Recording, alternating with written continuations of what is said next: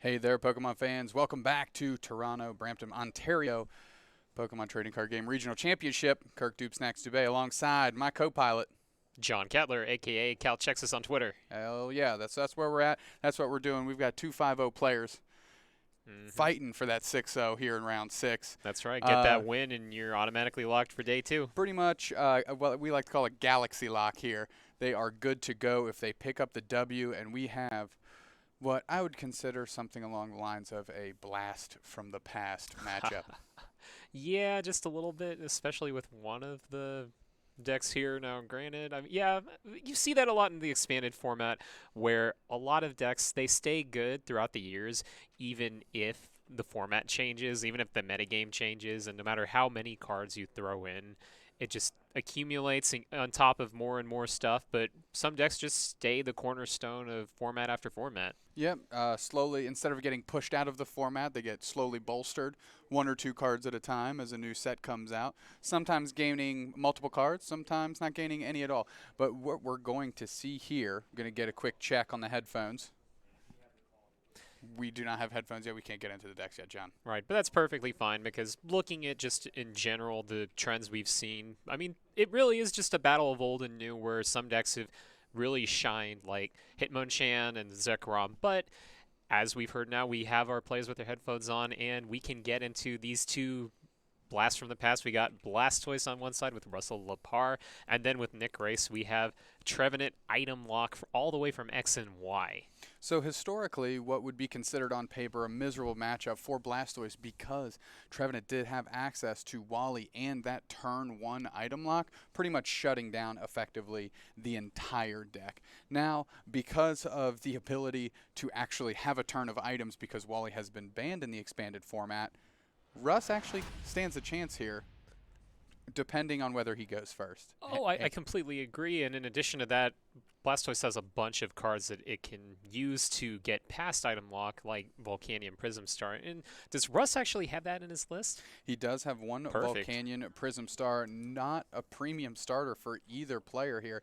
Russ starting a copy of Propagate Execute and Let Loose Marshadow on Nick Race's side of the board there over to the left. Right, and both of these really helpful utility cards, but not exactly going to be nice on the offensive front. And we see the Wobbuffet go down for Nick Race. That's a pretty useful inclusion for the Trevenant decks. It hasn't been quite as popular in the past 2 years or so, but it's made a comeback. It gives you ways around other item lock decks like Vileplume, and it has a lot of utility just outside of the normal item lock streamline you have. But it's a Pokemon that's potentially just going to sit there and get stuck in the active position, especially with that rescue scarf on it. So it might be an out for Russ later on down the line to get out of an item lock. Nick is able to find a Phantom after the Juniper, just kind of emptying his hand down because he knew he was going to lose those resources anyways. Rescue Scarf on both the Wobbuffet and the active Marshadow. Mystery Energy going to reduce the retreat of Marshadow, so because it has it on there, it's going to not have to pay that hard retreat cost to get out of the active. Two Trevenants are on the bench, and Nick getting set up the way he wants, despite pre-Juniper not having the best hand out there. Exactly, and so we're actually getting pretty close into that turn 2 Trev whenever Nick's ready. But as the case may be, having that Wobbuffet out in the active position, shutting off all of Russell Laparre's abilities is going to essentially starve the Blastoise deck from being able to explode on the first turn of the game the way that it normally would like to. Absolutely, Russell Laparre flips a tails on the order pad.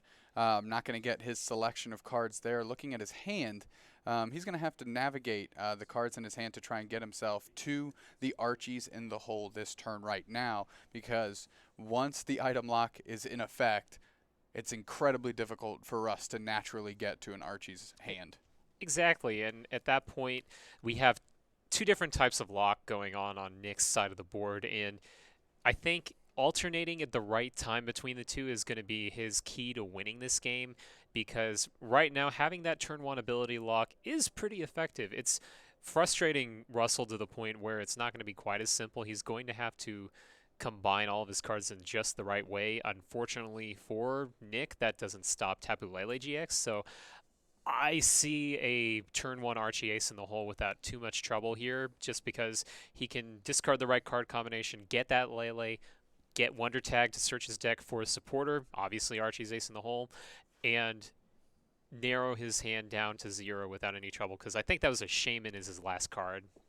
And as we know, incredibly important that Lele is Psychic type, not being shut down by the Bide Barricade on Nick's side of the board, with that Wobbuffet being in the active. So Tapu Lele pulling up an Archie's Ace in the hole. And we're going to see what we can do from here. Playing down a Rainbow Rare. I can't make I that can't out. tell That what might. that I is. think that's a Magikarp in. Carp Lord GX. Is that a Carplord GX? It's too Blastoise blindingly beautiful. Blastoise Like is every back. other Rainbow Battle Rare. Compressor going to find Russ a couple cards to put in the bin. He wants to get all these items out of his hand, set up the best possible situation for attacking next turn. We have gotten confirmation from the table that is a Palkia GX that Russ has placed down on the bench.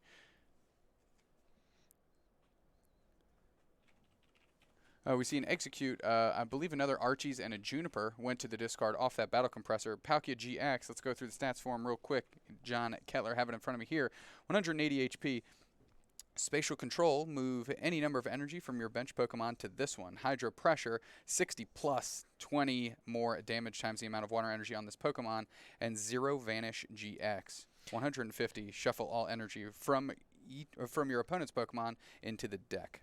And I think that really it's that Zero Vanish GX that can provide some of the most surprising plays for Russell, not necessarily in this game, in this matchup, but by being able to set up precise situations where you can shuffle your energy, save your energy, you can basically recycle them and save them from a Pokemon that's about to be knocked out. And one thing that I really like in this matchup that Keldeo EX is not nearly as helpful with, essentially Hydro Pressure and Secret Sword, they're the exact same attack. The only difference is Hydro Pressure is dealing 10 more. So that adds up perfectly when it comes to Trevenant math, where we've got a little bit of extra damage right where we need it against the break.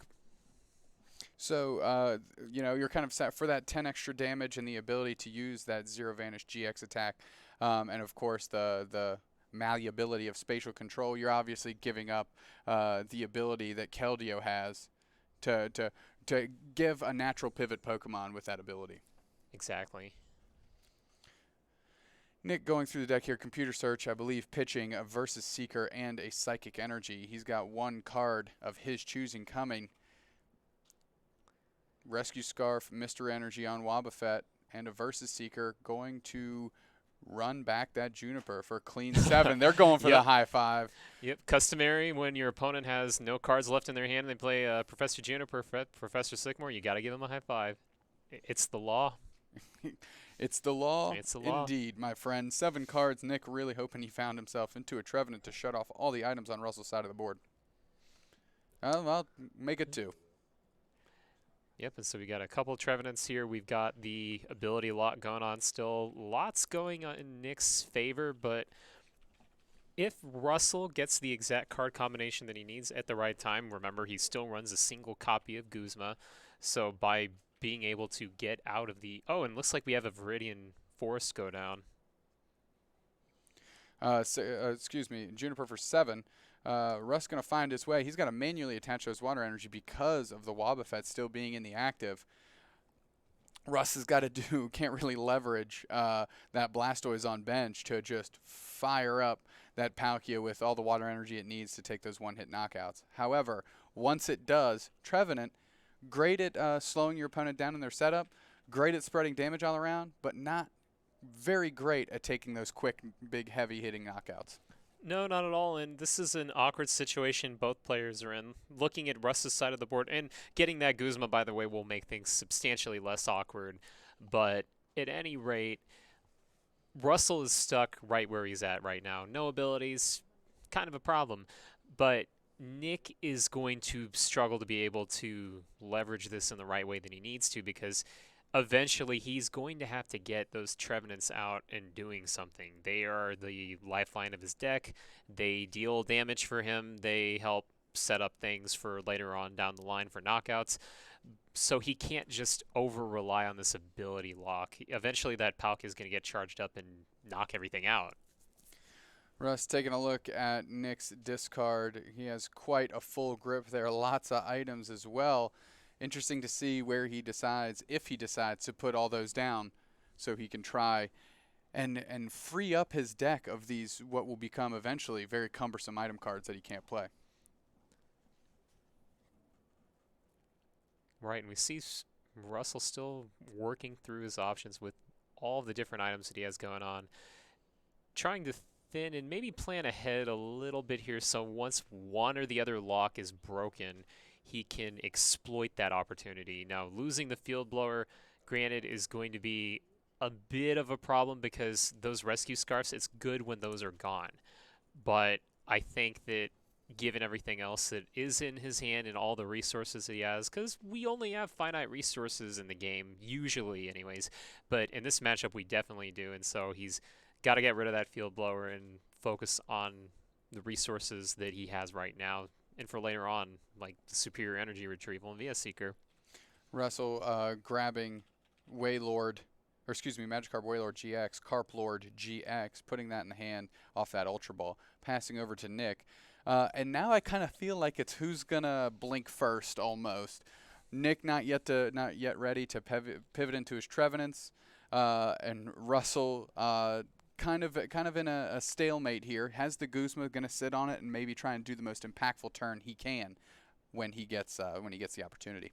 Right, although despite all of the awkwardness in their two setups right now, I actually like Nick's side of the board a bit better, if nothing else because Nick hasn't had to do anything to set himself up to win the Stadium War, because remember, he still has 4 copies of Dimension Valley left. Russell, on the other hand, he's played that Viridian Forest, he's discarded his own Field Blower, so relatively, it seems like Nick's in a better spot as far as that goes. That Dimension Valley is probably going to stick for not the rest of the game, but maybe within the next few turns. And at that point, I can feel reasonably confident in bringing up a Trevenant, bringing up something with high retreat costs like that Blastoise, just leaving it out there as much as you can and try to exploit that. Just a pass from Nick. I guess he did not hit any energy or dimension value of any sort. Back over to the Russ. Fortunately for Nick, he was able to play that in, disrupt the Guzma that we knew Russ had in his hand, but it showed right back up. It's the top card in his grip. So Russ has some options, has an opportunity here to put in some good work. Oh, exactly. And he still has access to all of the items in his hand, and that's normally not something that Trevenant would not like. Normally something Trevenant would not like their opponent to have, but this is the trade-off. This is what Nick's committed to, and so he's, for the most part, got to see it through until he's ready. But meanwhile, Russell is like, okay, we'll just go ahead and take this slowly. I mean, even though the whole concept of the deck is to explode on the first turn of the game, I've got my setup going. Once I actually am in a situation where I am item locked, I've got everything that I need. Professor's Letter going to grab 2 water energy. So when Russ does decide to use that Guzma, he is going to be able to deluge those water energy onto his Palkia and set himself up to start taking OHKOs. Natural attachment for turn for Russ. Slow burn. We're going to see what he's going to do. Battle Compressor. Making sure he's getting all of those items out before he does make a Guzma play, because I'm of the opinion that when he does go for that Guzma play, it is going to be on a Trevenant and trying to take that knockout and kind of stifle Nick on his game plan development. I agree with you, because by being able to knock out one of those Trevenants, in addition to stifling the future development of more Trevenants, effectively, because all the rescue scarves look like they're dedicated except one, by knocking out a Trevenant without a rescue scarf, effectively in some ways you're knocking out 2, because you deprive Nick of the chance of being able to replenish that one Trevenant. And it's a little bit backwards, but it does create a domino effect, and I'd like to see that happen if I'm Russell. Russ using that Battle Compressor to just get more chaff out of that deck, really thin it down, really making sure that the core of the deck remaining is really just the cards he wants. Russ, another compressor. Going to have to choose at least one card per how it reads. And we did see the superior energy retrieval in Russ's hand. So if he uses that, gets a bunch of water energy, just a pass. Very interesting. Maybe he's going to wait and see where the energy on the Trevenant gets committed, because he doesn't care too much about 30 across, and it'll force on the Silent Fear, and it'll force a knockout on the Execute, so Russ gets the natural promote and can conserve the resource of that Guzma. I buy that. I buy the possibility of both players trying to bait the other into moving first, and then once that happens, for the non-moving player to adjust accordingly. And there's a lot that can be done related to that, where Nick has a lot of things going on his side of the board that's good, and Russell's made a lot of plays on his side that have been good, but there are a lot of cards that are rapidly going away. So if we're just looking at what's left, what both players have, Nick probably overall has more stuff to work with, but all it takes is a single card to break out of this lock right now, especially whatever lock Nick wants to have, because again, it's that issue we've been going back to over and over again of, do I want the ability lock or do I want the item lock? And so far it's only been the ability lock. This is like two fencers, kind of figuring out the other one's defenses and their game plan and how they're going to approach it, and waiting for that opportunity where the defenses drop just enough to kind of parry in and score a point. And I think the one that's going to strike first successfully is the one that's going to win this game. Yeah, and we see just what you're talking about, that committing of the energy, the effective winning of the Stadium War by the Dimension Valley finally going down, and a little bit of aggression going on here with that Silent Fear, because the Execute's getting knocked out. That's going to give Russell access to that Execute, that propagation, all important in these matchups. But at the same time, I think Russ is going to have to exploit this in just the right way, where luckily for him, he's got plenty of energy. Looks like that's just enough to knock out a Trevenant Break. He can zero Vanish GX if he wants, take the knockout and wipe all the energy off the board. Wouldn't he be off a little bit? I think he would be off by 10 damage if he did that.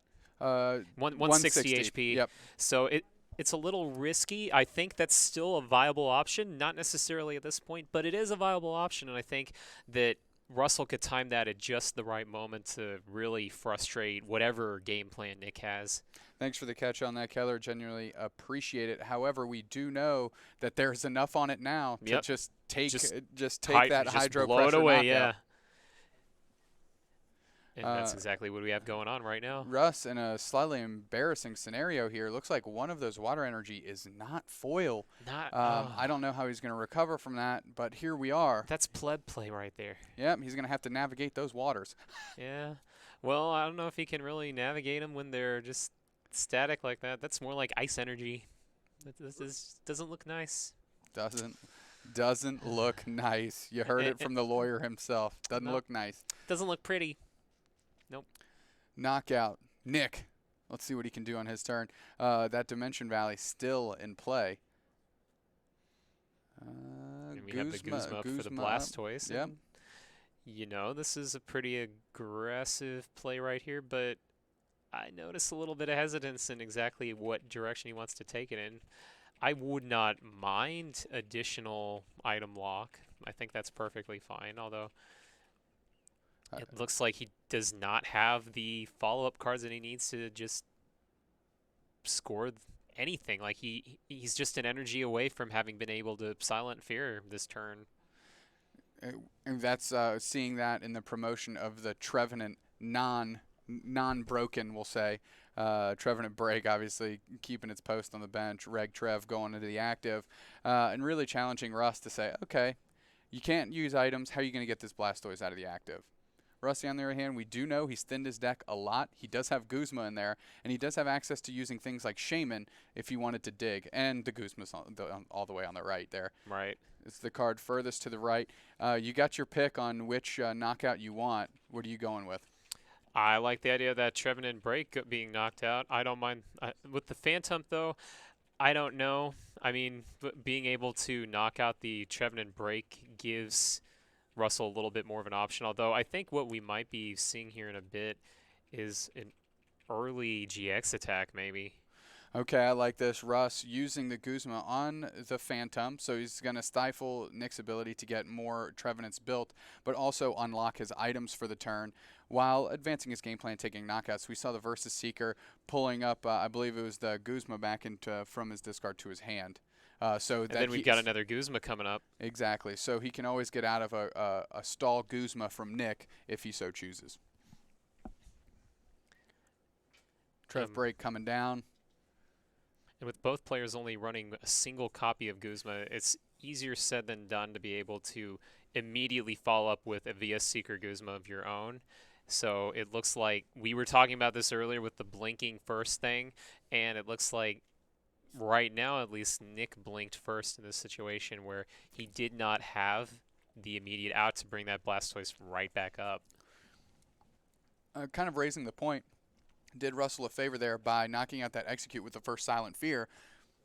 Russ knowing that it's a slow burn for Nick to take a knockout on these beefier GX Pokemon, he has to keep spreading damage, spreading damage, spreading damage. Giving him the ability to knock out the execute and Russ promote his attacker.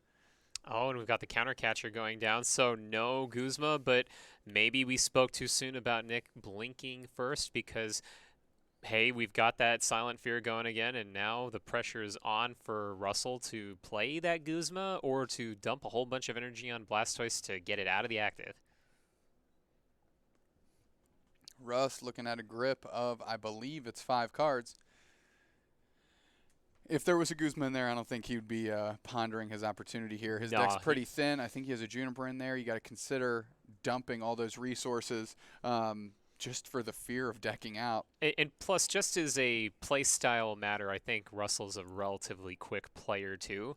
So this is, in my opinion, from his point of view, a pretty tough decision, whatever's going on. There's that Silent Lab sitting in his hand, and I'm sure he's already acutely aware that as far as the Stadium War goes, he's already lost that.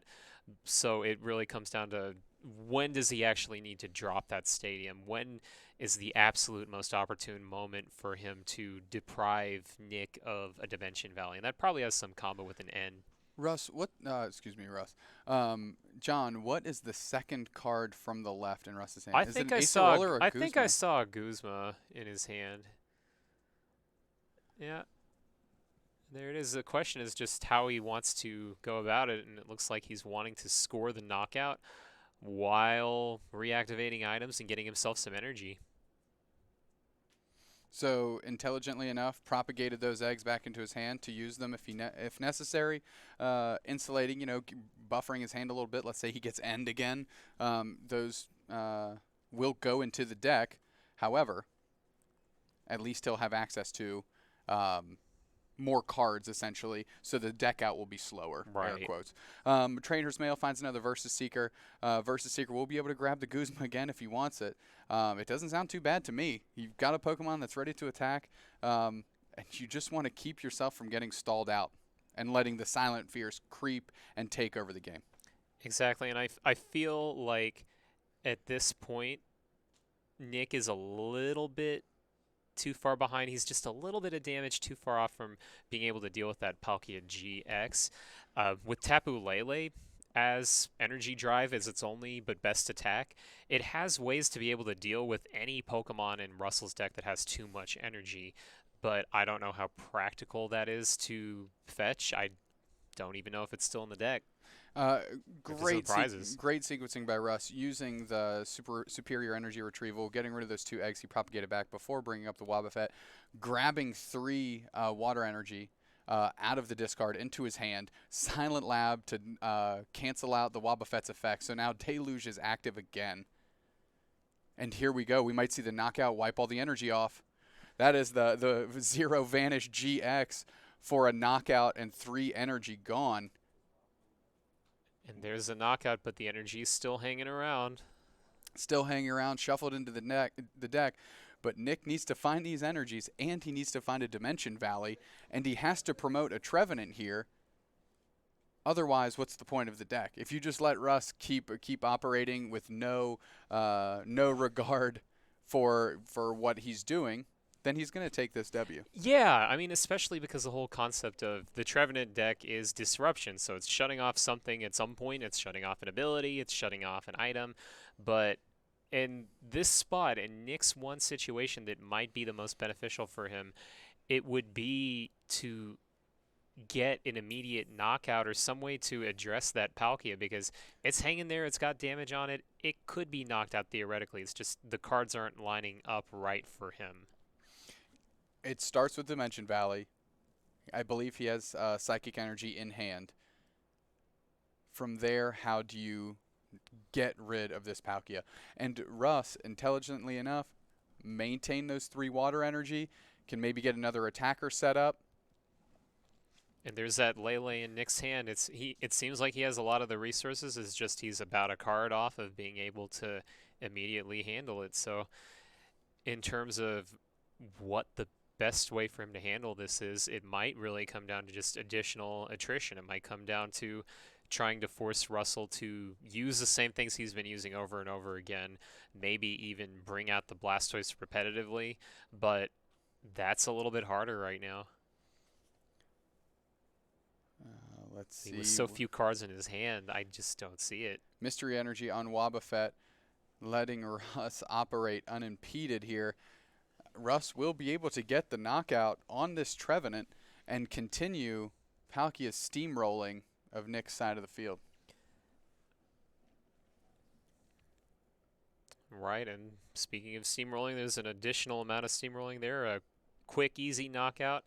No change, no zero vanish or anything like that. Just, nope, I want to go for my exact 160, and we see a concession in the first game.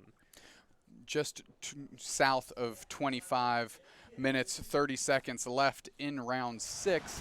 That was a heck of a match, jockeying back and forth for position. Like I said, kind of 2 fencers feeling each other out. Exposure on one side with Mr. Race leaves himself open. Rush strikes and is able to use that first strike to kind of dismantle what Nick was trying to do and take the win with Blastoise. As we mentioned at the start of the match, historically, this matchup was terrible for Blastoise. But a lot of things have changed since then that really help improve Blastoise's matchup against Trevenant. Some of those cards we didn't even really see come into play. But if we're going with the sword fighting analogy, where if our feeling out is part of the game, those first few turns, then the real strikes actually weren't when the players were dealing damage, but when they were playing Guzmas and when they were playing disruption cards to deal with one another. And I got the impression that Russell's were just better timed and they landed when he needed them versus Nick's, which just really fell flat when he tried to lock something out and defensively Guzma, say, bring up something with a high retreat. Couldn't agree more. Russ really sequencing, as we mentioned, very well around the Wobbuffet. You know, when Wobbuffet was active, making sure he was using all the items he needed. Using Guzma to pull up Trevenant so he could use his abilities like Deluge to get all the energy on the board. And we saw that big turn with Trevenant in the active, propagating the eggs back. Oh, yeah. Using all the abilities, superior Perfect energy retrieval. It was just a masterful thing to watch. And Russ comes out, again, with a W in a matchup that can go very sideways very early because of Trevenant's item lock. Yeah, but I think it goes back to what you were saying earlier, where some of the bans really made a difference for these matchup interactions where we don't have that turn 1 nearly guaranteed item lock for Trevenant, whether it's going first or second, which makes a big difference. So it really comes down to things going just right for them and whether they're going first or second. Looks like we have the action starting up yet again with the exact same starters. Exact same starters. Russ with the eggs on the right. Nick Race, Marshadow let loose on the left. And hopefully Nick can pivot and adjust a little bit better this time throughout the early sequencing of the game and get himself a terrific start here. Natural Bridget, it looks like, which is going to allow Wobbuffet double Phantom for Nick. Yeah, and that's an interesting point. Natural Bridget, by that meaning starting with the Bridget in your hand when you have so many ways to search it out for your deck. Remember, guys, we have Tapu Lele with its Wonder Tag ability to be able to fetch out supporters. So even though Just on its surface, you may only see a single copy of Bridget on a deck list. You have countless ways to get it. So effectively, as long as it is not in the prize cards, you have upwards to 10 outs to it. Russ, Battle Compressor, Guzma, Water Energy, Order Pad. A good sequence of cards in there. Heads on Order Pad feels like it unlocks Archie's every Yeah, time. it might get just the item card that he needs, but yeah, that's easier said than done when you get tails. Russell, unfortunately, 0 for 3 with those Order Pads. No need to yell Order Pad today because they are not coming through for the man. Battle Compressor, we'll see if he decides to pitch in the bin. Wouldn't be surprised if we saw at least a Blastoise. Yeah, and the combination of cards I saw in Russell's hand did not look terribly favorable for being able to set up that turn one Archie. I mean, I think I see an Acerola, a couple cards that just aren't really that feasible. Although I do like the Giratina going down in the discard pile. That means that it will eventually be a little bit of additional damage on the board with its Distortion Door ability. So as long as it's in the discard pile, you can bring it back onto the bench and put 1 damage counter on 2 Pokemon. So that's 2 damage total divided between 2 Pokemon. And it can set up some pretty nice KOs. Softening up those Phantump right now using Distortion Door as soon as it's bent. Russ going to work through the options here. Water Energy on Execute. Not nearly as impressive as our last start that he had. No, I mean, like if you had a Deluge last game, I mean, this is more of like a sprinkle. So at this point, it's like, okay, let's go ahead and just try to play some cards, maybe eventually set myself up for an Archie at some point. And unfortunately, that's what some of these bad hands are like for these Archie's decks, where if they don't get it turn one, they might not get it for a really, really long time. Nick able to Juniper away a less than ideal hand. Find themselves 7 new cards. Going to try and get a couple Trevenants built up here. Another Phantom hits. That's a Trevenant right there on the top. I can only imagine that's going to go on the Rescue Scarfed Phantom. Oh yeah, for sure. And so it looks like at least Nick will be able to get multiple Trevenant into play. If he already has a Trevenant in his hand and he's fetching it for Mysterious Treasure. So that's going well for him. The question is if he has just the right resources that he needs to be able to get that Wobbuffet out of the active and actually start applying some pressure, because I got to be honest with you, while shutting off the abilities, it makes a big difference, and I think it will for the next turn or two. The deck is about item lock, and you almost necessarily have to bring the Trevenant up at some point if you want to win the game. So having Giratina in play, that can be helpful because of its high retreat. Absolutely. Nick really leaning on Wobbuffet to gotta pass to hold Russell Laparre from getting to that Archie's turn. Russ draws a card, attaches a Water Energy to Giratina, and just has to pass. Yeah, and that's the thing is, I'm wondering if he's a card or two off because of the Wobbuffet, or if his hand is just that terrible that he's stuck. And as a result, he's not getting the Archie, and he's just got random cards. Because with this deck, I've seen this happen numerous times where even if you have no disruption, you have yourself playing against you in the sense that your deck is playing against you and just not drawing the right cards. And meanwhile, Nick's exploding, has got multiple Trevenants, a Trev break, and we might even see, if all goes well for Nick, a knockout this turn on the eggs. Another Juniper off the Versus Seeker, 7 cards. Nick really trying to find a way to get the Wobbuffet out of the active, and maybe a Dimension Valley to start putting some pressure on Russ with that incredibly unfortunate board. And I believe that's an N off the top. His hand is just bogged down with clumsy supporters that don't unlock a path to the Archies, and he's just forced to end in this situation. Yeah, just nothing but a lot of clutter, nothing that really is advancing his stand. I mean, we talked about that earlier, like the random Acerola, and that's not really doing him any good when there's no damage on his board anyways. But even if that weren't the case, even if there was damage, it's like, so what? What if you're playing an Acerola at this one point? It doesn't make a difference right now, at least. I mean, it's a great card, and I see it later on being very useful, but right now it's just not good to have. I mean, that looks like an a potential Archie for next turn that's set up in his hand based off that combination. We see that computer search, we see, I think, the VS Seeker, the Tapu Lele, but he's a turn off. And so he has to either overcommit to an Archie and hope he top decks, or he has to undercommit to it and run the risk of getting messed up by item lock. Nick's got a balance here. He's got the abilities locked off, which obviously will stop Deluge and some of Russell's paths to success to get that Archies. However, leaving Russ the access to his items with powerful items such as Computer Search that really just suddenly unlock his hand. It's an interesting dance that Nick has to do right now, and I think this is a critical impasse in the game that on the following turn, Nick has to effectively guess correctly. Right, but I also feel like the guesswork goes both ways, where Russell has a fair number of options for how he can approach this. This is what I mentioned earlier in terms of potentially whittling down his hand to be just about the right size to anticipate an item lock and be prepared to Archie next turn. But at the same time, he could potentially dig himself into a hole by doing that. So having to be really careful here.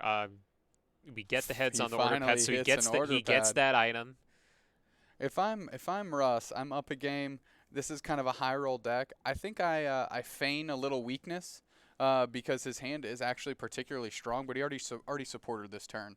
So I think I try and feign some weakness, try and lull Nick into keeping the ability lock going, and then just go off next turn. You know, that's an interesting thing, and I feel like I agree and disagree in some senses. On one hand, it's very tough to feign weakness on a hand you just got heads on order pad for, because I mean anybody just common sense knows that if you get heads on order pad, Blastoise has the potential of going off. So just by playing that, he's already exerting some strength. But on the other hand, I agree with you because he can play it in just the right way where it looks like he's preparing to do one thing or the other and maybe bait Nick into keeping that ability lock. So make it seem like Russell really, really needs to just have the item lock go into play when really he can just handle an ability lock okay. So maybe, super long story short, just be like, hey,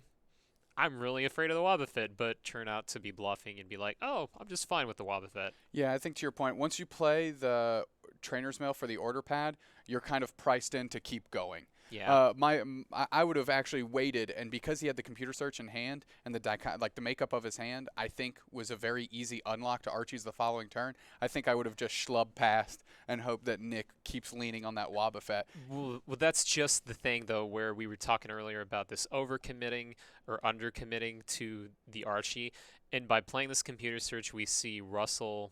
I mean, I'm the verdict's out yet on what card he's going to go for. It looks like he's eyeing that Viridian Forest, and I think that's an excellent play because it makes the top deck far less relevant because he has just the two cards that he needs. He has Tapu Lele GX and he has Viridian Forest, and so with Viridian Forest, doesn't matter what Russell top decks in the sense that if he top decks something like an energy, he can just play the energy, Tapu Lele, Wonder Tag, Archie, boom.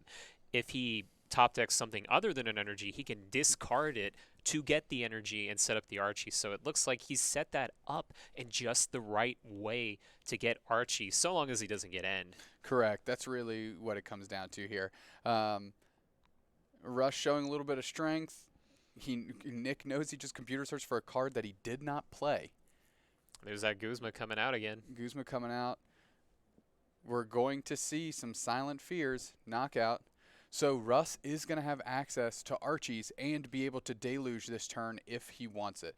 Shaman top deck, so just by default, there are enough cards in Russell's hand, all the right cards for him to be able to get that Archie next turn. It's just the question is he going to have the next 5 cards in the correct order for what he needs? So we've got that discard of the Shaman for the water energy. Got a Viridian Forest. Pitch the Shaman to grab that water energy. Then we see them laughing at the table. Nick tipping his cap to Russell. Good sequencing. Way to set up that play for that following turn. Archie's. Russ back in this. Not that he was ever out of it, but certainly crafted a game plan. Even though missing that turn one Archies, found a way to unlock it. We have a Blastoise on the board. Deluge is live. Russ is drawn 5, and we'll see what he can put And together. you're a poet who don't know it, and I am absolutely floored, my friend.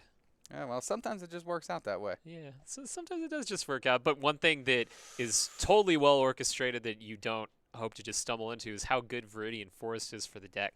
And this is one of those really neat, subtle things about new additions of cards to formats, is that if this were the case in just about any other format, any other season before this set with this season, there was a super likely chance that without Viridian Forest, Russell could have top decked another supporter card. And he instantly would have been hosed from being able to get that Archie. But now he can just be like, oh, okay, I'll discard that useless card, get the water energy, and just get my Archie and be on my way. True shame on Russ's turn after he did play Archie's Ace in the Hole. Didn't get any Pokemon to put down, any water energy to Deluge, and just had to pass the turn back.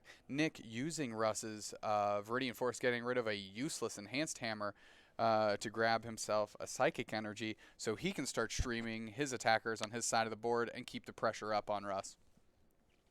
That's right. And note that while Nick does not have a whole lot of basic energy, he only has 4 copies of Psychic. That's just enough to be able to exploit the card. I think there was one situation last game where he might have been able to, but didn't for one reason or another, either because he forgot or more likely because he runs so few basic Psychic that he probably just didn't have anything to fetch. See Russ finding another water, discarding an Ultra Ball that he cannot play because of Forest Curse on Trevenant, grabbing another water energy. Where's the home for that water energy, my friend? Well, I mean, it largely depends on what the other 4 cards are, and we've got this Shaman for stuff, not necessarily anything good. The dueling forests are having at it right now. We've got Forest Curse versus the not so cursed forest. I like this little play right here to be able to conserve the energy while at the same time setting up another attacker like that Lele, so that Lele can, for its energy drive, put pressure on the Trevenant while Russell waits to top deck into another attacker. Conserving resources, conserving energy, and really finding any avenue to victory. Russ working every part of the body with his punches here. Over to Nick to see, can he adjust? Can he mitigate what Russ is doing? His strategy is slowly becoming more and more clear, and Nick just needs to keep attacking, keep the pressure up, stifle what Russ is doing, and get some knockouts. Well, I like what just happened here because by simply playing the Dimension Valley, he's stifled one of Russell's biggest assets, which would be the ability to fetch out energy and get rid of useless cards. So that's one thing that's going against him. And another thing that I think would really help, going back to a theme we had last game, is just top decking the right cards to be able to Guzma when he needs it. So that Shaman, that could potentially be a liability at some point, although Russell's found a way to harness it as a way to conserve energy. Energy Drive going to put 120 damage, or the Trevenant up to 120 damage. Knockout on the door for Russ on that Trevenant. Nick, how are you going to handle it, brother? What are you going to do? Well, I think one thing that he would really, really love to have is just some way to get that Blastoise stuck in the active position, force Russell to get into a spot where he has to Guzma without an immediate backup VS Seeker for it. Although, I mean, the deck's getting pretty thin at this point, so theoretically Russell should have that combination at just about any point. Yeah, I'm not too sure exactly what Nick is looking for here. Playing that N has to hurt a little bit because he knew Russ's hand was completely iced. It was dead. So he's looking for something very specific to give Russ the opportunity to get 6 fresh cards and try and leverage where he's at. And that's further. a really big opportunity right there, by the way, because sitting in Russell's hand right now is a Guzma and a superior energy retrieval. So he's effectively got just the right combination that he needs when he's ready. Although I like one thing Nick's doing here right now is he is setting up that Wobbuffet as a potential threat, and while doing that, setting everything up on Russell's side for damage. So you were asking earlier, what's Nick looking to do? Well, maybe one thing that super obviously we might have just been overlooking a bit is using these Trevenants to chain and eventually knocking out that Blastoise. So you get into a spot where Russell doesn't have a lot of viable attackers, and at the same time that Blastoise is gone. Guzma on the Let Loose Marshadow. So abilities are live, items are live. Superior Energy Retrieval sure is alive right now. We'll see what Russ can do. Tucked away in that hand is an Acerola. Russ going to take inventory of that discard, going to prop some eggs back into his hand, make that superior energy retrieval damage of discarding 2 cards free. Ultra Ball first. Get himself a good attacker. And now we finally have a not so awkward attacker to be able to go with. It looks like that is the Magikarp and Whale Lord. That is the boy. Carp Lord GX. Super Slash deals 180 for 5 water. And then Towering Splash GX. It has 7+ water energy attached to it. It'll be doing 100 to each of Nick's Pokemon. Yeah, and unfortunately for Russell, there aren't a lot of good combinations to make that one of those devastating end-gaming moves, but it's a big attacker, it deals a lot of damage, and so it gets the job done, especially when Trevenant is not dealing a whole lot of damage until Wobbuffet comes up. It's going to be soaking up a lot of damage for Russ. Electing to just propagate 1 egg, superior energy retrieval, an egg, and again, maximizing the strength of thinning the deck, which is most important. 2 energy on Wailord, 2 energy on Shaman, so we might see a Sky Return here. Conserve those resources, as you mentioned, get a damaged Pokemon off the table, back into his hand. Shaman coming down, maybe trying to find a couple more energy to power up that Wailord, so there's less attachments coming next turn. You know, for fear of a Wobbuffet coming up, shutting off that Deluge ability, and being able to potentially take a knockout. I definitely agree with that. I mean, with the situation that Magikarp and Wailord GX is in right now, he could use a couple more energy to make that really intimidating and really devastating. But other than that, he's put in an awkward spot where he has to just set it up the right way, where he might have to flounder a bit. But with that VS Seeker, he can just go back in, get that Guzma from the discard pile, set himself up for the next turn. We see that happening right now, it looks like. And that way he can lather, rinse, repeat from earlier. So he's not quite as worried about Wobbuffet coming up. Russ has done a great job thinning his deck. Still has 6 prize cards, another superior energy retrieval, 2 waters in the discard. Going to be able to pull those back, put those on weight. Carp Lord GX, setting up for just chaining some super splashes for 180. But first, I think the order of business is a Sky Return. What I really like, too, is the Versus Seeker for the Guzma, because Russ has very much so done a great job thinning out his deck. So he's made himself a little bit more end-proof and have more probability of finding that Guzma off of an N. Oh, agreed for sure. Although what I'm seeing right now is we're, to an extent, neglecting how vulnerable Russell's board is right now, where he has several Pokemon that are pretty much on the verge of getting knocked out. So it really just comes down to Nick having the right card or cards that he needs to be able to score those knockouts. I mean, we know he has the Guzma. He's already played the Guzma, so if he just brings up that Blastoise, can knock it out, then he can, I think at the same time, knock out that Giratina and maybe set up that Lele for a knockout too. Or I might be mistaken here, and the Guzma might not actually be in the discard pile. We will find out right. here in a moment. Versus Seeker pulling up. Yep, there it is. The new alternate art Guzma, I believe, targeting Blastoise. Blastoise with 90 damage on it. Is it Tree Slam time, John? I'm feeling Tree Slam. I don't see a reason not to. I mean, the advantage of, with all that energy in Russell's hand, it's potentially a foregone conclusion. He has at the very least decent odds of retreating that Blastoise. So with Nick going for the 3 prize knockout, it puts him in a pretty, let's see. It looks like he just went ahead and went with Silent Fear. So it looks like he's going for the more conservative play, saying, hey, you know what, I don't really need prizes as much. And, you know, I guess that's okay too. I don't really, I feel like the Tree Slam probably would have been okay. But I think this really isn't a problem either. They have their pros and cons. Absolutely. Russ sitting on Acerola, so maybe going to be able to clean up that Tapu Lele GX before he gets knocked out for 2 prizes. Russ just needs to get this Blastoise out of the active. I think it's done its job so far for this game. The Wailord is going to be powered up, and I really think that's what he's leaning on to get him to the finish line. So, from here, how many energy is that? 3, 4, 5, 6. If he gets one more and Guzma's the Wobbuffet, he takes a knockout on Marshadow. He takes a knockout on Wobbuffet because it's 10+, and he takes a knockout on that Trevenant with So that's 120 3 prizes right there. That's three prizes, and that swings it right back in Russ's direction. Maybe what he's eyeing up right now. Yeah, and that's the interesting thing where even if it doesn't necessarily win him the game, it creates a scenario where Russell has just such a devastated board for Nick's side. Even if theoretically Nick would win the game anyways, it would take him so long to do that that it just wouldn't be relevant because time is almost up. And that's the thing, is you don't only just win the game in order to be able to tie, you have to win within the allotted time to get the tie.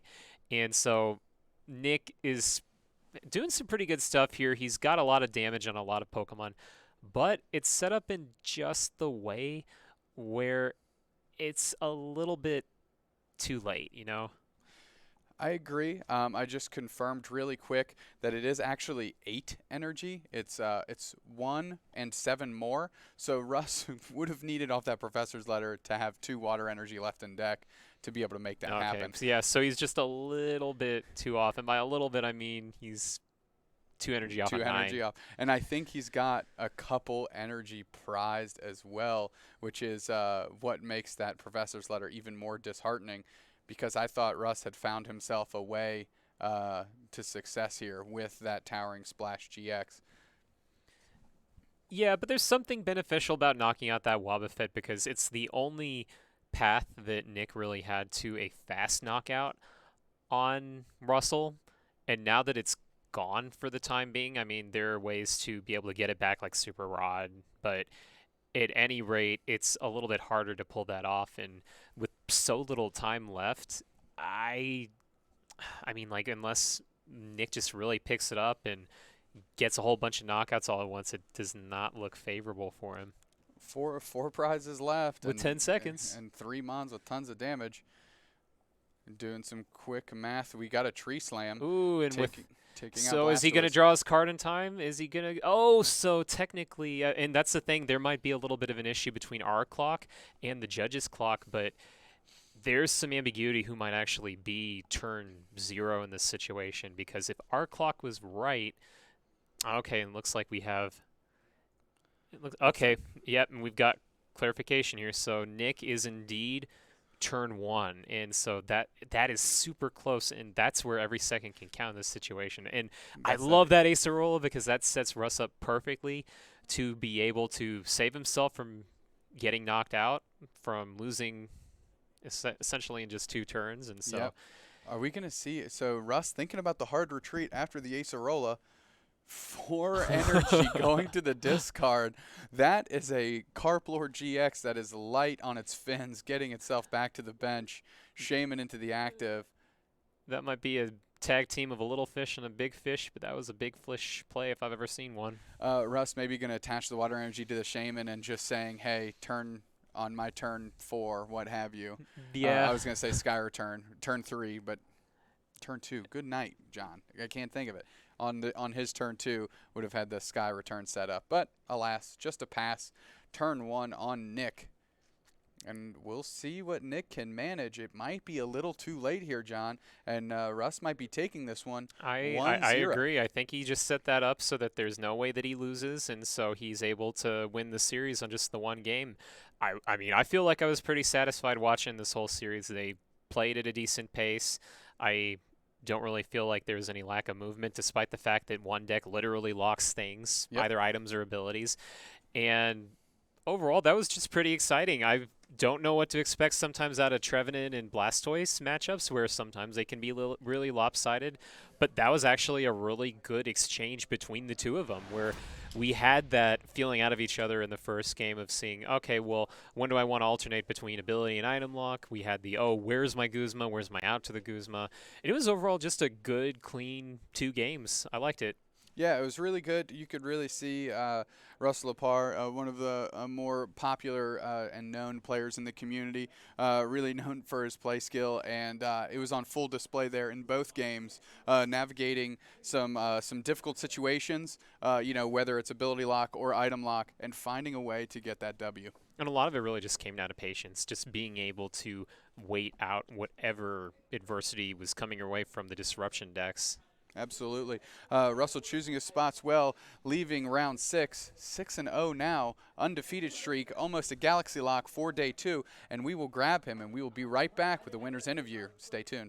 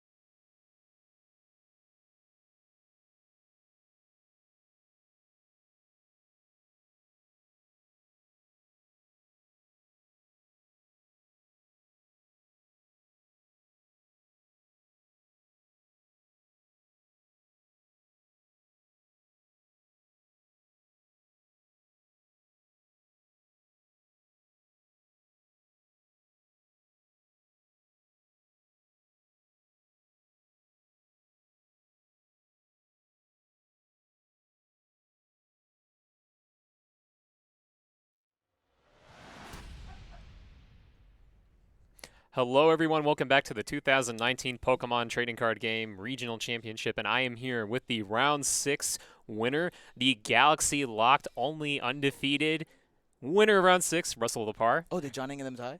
Say what? Did they tie? I thought it was another 6-0. I don't think so. Oh, okay. I don't know one way or the other. I can't confirm way, it yet. thank Yeah, you. Yeah, but you are 6-0. 6-0 and you're Galaxy Locked. So, Yeah. how are you feeling after that match? Great. I had a lot of people tell me that matchup was somewhat tough. And I was like, what if I just play patient and like wait out? I honestly thought I whiffed combo on turn 1 on game 1.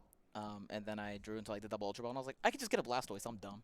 so like I said, the ultra ball, I was like, I'm thinking really hard, and I was like, wait. And then I saw the Blastoise. I was like, all right, this is cute. I think once I get out Archie's on turn 1, it's an auto win. For me to lose, I have to get super unlucky. Or he has to go like Guzma stall on Blastoise, and then for some reason I just don't see Guzma, or I play dumb and then didn't get my Lele. Or you don't hit whatever cards you would need in that And situation. then I don't play Guzma unless I have VS Seeker. Gotcha. And then when the Travs talk to me, they're like, well, you don't always have it. And I was like, well, then I'm not playing it. And then they don't really have an argument for that. And I'm like, that's what I thought. Like, you can be patient because they only do 30, little baby pokes. So Little poke, little prod, yeah. Yeah. Yeah, so what were you thinking at the beginning of game 1 with the alternation between the ability lock and the item lock? Did the ability lock really do anything one way or the other? No. If he's not progressing any kind of board state with any kind of damage on mine, any kind of energy he gets out there, I'm just going to zero vanish back into the deck, which you saw. Yeah. Like I made that one crucial turn. I was like, all right, well, time to pull the trigger. Guzma, Silent Lab, zero vanish, go. And then now like his mysterious treasures, his ultra balls just turned to dead. But yeah, that kind of got set up the whole time. And if he's not putting any pressure, I really don't care if I deluge or not. It's as soon as Trev comes out and starts getting like crazy with the stuff, then I care about deluging then. Well, cool. So how do you decide on Blastoise for today? So I woke up at 7:45 a.m. Okay, always a good time to choose a deck. Exactly. So Frank Persick, DDG's Frank Persick, he messaged me and he goes, I don't think Alone Eggs is the play. Because I had literally built the Alone Eggs, the egg splat one, where you throw the eggs at him. Even though I already you guys played have it. Round 3. Yeah. So I had it all sleeved up. And he was just like, I'm scared, man. I don't think this is the play today. And as soon as he messaged me that, I messaged Drew and I was like, list Archie's list. You wouldn't shut up about it because in Dallas he said this is easily the best deck in the format. And Drew's like, Drew's super proud of himself. Like, you think I'm cocky? Like, look at Drew, bro. And so like, sometimes I don't believe him. But then he showed me this list and I was like, this list is amazing. And as I'm walking around the venue, I ran to Sarah Beckwith and then her son, and they were just like, oh, add a Onyx. And then Yeah, help the paper round matchup. And I was like, no. And then I was like, wait, what do I drop? Because I kind of want to play the Onyx, right? And I was then like, at that I always flip tails on order pad, so take an order pad out. So I only have 2. And Yeah, it's there you like go. really spicy and like really stupid. And then Well, you I saw me mean- flip both tails, game 1. I think And on we turn one, counted yeah. 3 tails between the 2 games. Yeah, you see? Yeah. Yeah, no need. Well, you didn't hit as many tails because you didn't run 4, right? Exactly. That's what. Yeah. That's like the backwards logic. The big brain play right there. Yeah, precisely, Nice. precisely, my guy. Yeah, well, good deal. Hey, Thank well, I you. tell you what, congratulations. Thank Good you. luck in the rest of the matches. Do you have any shout-outs you want to give before I let you go? Shout out to my team, Someone's PC. No one else is here, and that feels very lonely. Shout out to our sponsors, Ultimate Guard. Shout out to DGG for being homies and like fun competitors. Shout out to you and all the other commentators because I love you guys anyways. I was commentating with you guys before, but now it's like a whole other thing. And then shout out to like the playmats. Well, The we current always got global- to it's shout not out like to AV playmats. playmats. Yeah, the only reason people are coming to regionals. Expanded's really bad. So. All right, with that, we will leave it at y'all. You have a good one.